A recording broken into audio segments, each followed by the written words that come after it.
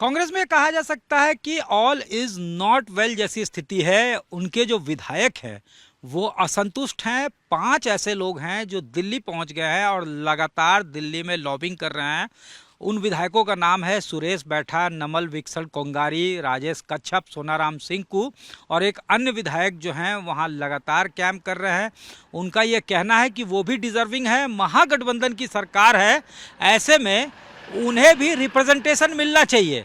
और उन्होंने केसी वेणुगोपाल समेत अन्य जो प्रभारी है पार्टी के राजू, उनसे यह कहा है कि उनकी बातें जो है मंत्री नहीं सुनते हैं और अगर उनकी बातें नहीं सुनी जाती है तो आम कार्यकर्ताओं की कितनी बातें सुनी जाती होगी इसका अंदाज़ा लगाना मुश्किल नहीं।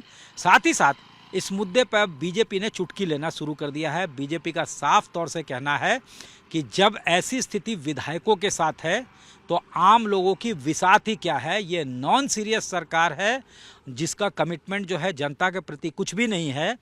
बड़े बड़े घरों में ऐसा लगता है कि व्हाइट हाउस का छोटा प्रारूप है ये मंत्री आवास जो दिख रहे हैं। यहाँ देख सकते हैं ये जो मंत्री आवास हैं, ये अगर आप देखें तो इस पर बीजेपी ने चुटकी ली है कि व्हाइट हाउस का प्रारूप लगता है, छोटा प्रारूप।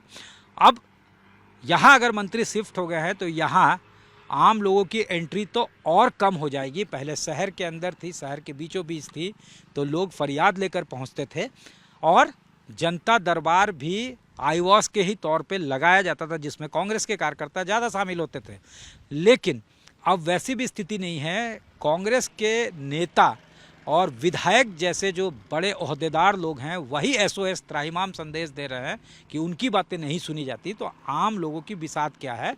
और ये जो है चर्चा जोरों पे है कि चाहते हैं ऐसे विधायक जो है पांचों कि उन्हें भी रिप्रेजेंटेशन मिले, मंत्रिमंडल में रिप्रेजेंटेशन मिले, टर्न की बेसिस पे चांसेस मिले। कांग्रेस कोटे से 4 मंत्री हैं तो उनमें जो है फेरबदल हो।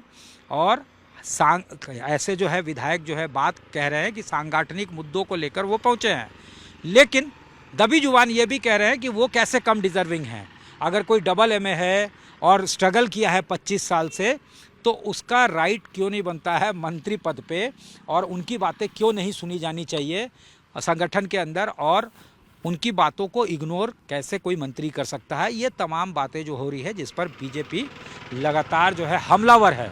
तो जाहिर तौर पे अब इन मुद्दों को लेकर सियासी गलियारों में हलचल तेज है कि देश भर में जिस तरह से कांग्रेस की स्थिति कमज़ोर हुई है और बाहर से जिस तरह से चुनौतियों का सामना करना पड़ रहा है, कांग्रेस जो है कहीं ना कहीं उसके ऊपर प्रेशर है। और ऐसे स्थिति में जब देख रहे हैं जो पार्टी के कार्यकर्ता या नेता हैं कि ये ऐसी स्थिति है जब वो भी कोई कुछ प्रेशर जो है पार्टी के आला नेताओं पे माउंट कर सकते हैं, तो वो भी प्रेशर जो है एग्जर्ट कर रहे हैं। ये साफ तौर से सियासी गलियारों में चर्चा है। हालांकि पार्टी के जो प्रदेश अध्यक्ष हैं उनका साफ तौर से कहना है कि कांग्रेस कभी भी किसी तरह के दबाव में काम नहीं करता।